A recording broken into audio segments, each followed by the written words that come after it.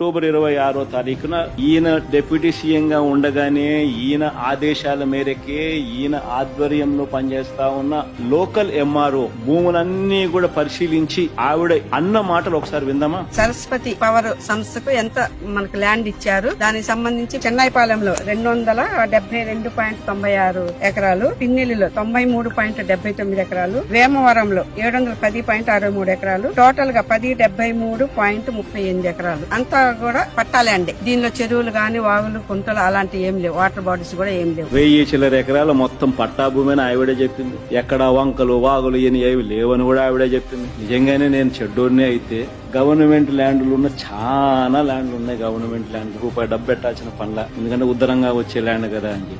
ఒక ఎకరా government land లేదు, అంతా ప్రైవేట్ ల్యాండ్. రైతులను సంతోష పెడుతూ రైతులకు ఏం రేటు కావాలనో వాళ్ళనే అడిగి వాళ్ళు అడిగిన రేటు కన్నా ఎక్కువ రేటు ఇచ్చుకోండి. అది జగన్మోహన్ రెడ్డి అంటే.